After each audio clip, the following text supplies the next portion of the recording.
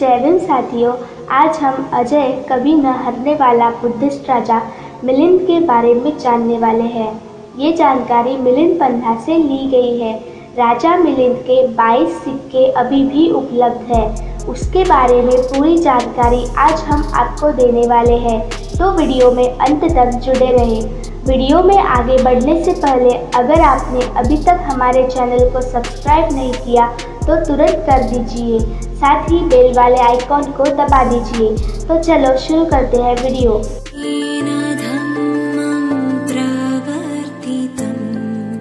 उत्तर भारत में शासन करने वाले बैक्ट्रिया के ग्रीक राजाओं में मिनांडर बड़ा प्रतापी हुआ है।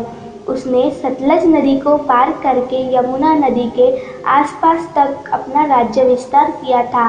सागलपुर वर्तमान सैलकोट उसकी राजधानी थी। मिनांडर बड़ा विद्यारसनी था। दार्शनिक विवाद करने में वो बड़ा निपुण था। यहाँ तक कि उस समय बड़े बड़े विद्वान उससे शास्त्रार्थ करने में भय मानते थे। तर्क करने में उसे अजेय माना जाता था। एक बार राजा शास्त्रार्थ करने अरहंत पद प्राप्ति परम यशस्वी स्थविर भिक्षु नागसेन के पास गए। स्थविर ने राजा के तर्कों को काटकर उसे बौद्ध धर्म की दीक्षा दी। राजा बौद्ध धर्म से इतना प्रभावित हुआ कि सारा राजपाट त्याग कर उसने प्रवचन ग्रहण कर ली और अनंत पद को प्राप्त हुआ। राजा मिलिंद की प्रामाणिक जानकारी मिलिंद पंथ ग्रंथ के अलावा मिले हुए सिक्कों से मिलती है। अभी तक राजा मिलिंद के लगभग 22 सिक्के उपलब्ध हैं। अधिक में राजा मिलिंद का नाम स्पष्ट रूप से पढ़ा जाता है। 8 सिक्कों में राजा की तस्वीर है। ये सिक्के उत्तर भारत के सुदूर प्रदेश से प्राप्त हुए हैं। पश्चिमी में काबुल तक, पूर्व में मथुरा तक और उत्तर में कश्मीर तक। इससे पता चलता है कि राजा मिलिंद के राज्य का बड़ा प्रसार था। सिक्के पर राजा मिलिंद की तस्वीर बड़ी सुंदर आई है। लंबी नाक साथ मूर्ति बड़ी ही सजीव मालूम होती है। कुछ सिक्कों की शक्ल तरुण अवस्था की तो कुछ वृद्धावस्था की है। इससे पता चलता है कि राजा मिलिंद का राज बड़े काल तक रहा होगा।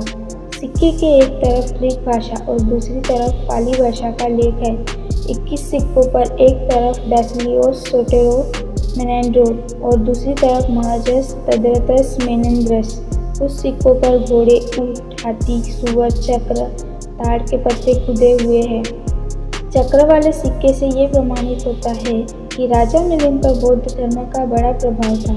केवल एक सिक्का ऐसा है जो इन सब में सबसे भिन्न है और इस बात की बहुत हद तक पुष्टि करता है कि राजा मिलिंद ने बौद्ध धर्म का स्वीकार कर लिया था। उसके एक तरफ बैसिलियोस डिकायो मेनेंड्रो और दूसरी तरफ महजस धार्मिकस मेनेंद्रस लिखा है। यहाँ धार्मिकस का अर्थ धार्मिकस्य बौद्ध साहित्य में उपासक राजा के लिए बराबर धम्मराज शब्द का प्रयोग होता है। जैसे सम्राट अशोक का नाम हो गया धर्माशोक, वैसे राजा मिलिंद के लिए धार्मिकस्य पद प्रयोग में आता है। ये सिद्ध होता है कि राजा मिलिंद बौद्ध राजा बन गए थे। लुटाक अपने इतिहास में लिखते हैं कि मिनांडर बड़ा न्यायी, विद्वान और जनप्रिय राजा था। उसकी मृत्यु के बाद उसके फूल यानी भग्नावशेष के लिए लोगों ने लड़ाई छिड़ गई थी। लोगों ने उस फूलों पर बड़े बड़े स्तूप बनाए। इससे ये ज्ञात होता है कि राजा मिलिंद बौद्ध धर्म में दीक्षित हो गया था। अगर आपको जानकारी अच्छी लगी होगी तो वीडियो को लाइक शेयर कर दीजिए और चैनल को सब्सक्राइब करें। जय भीम, नमो बुद्धाय।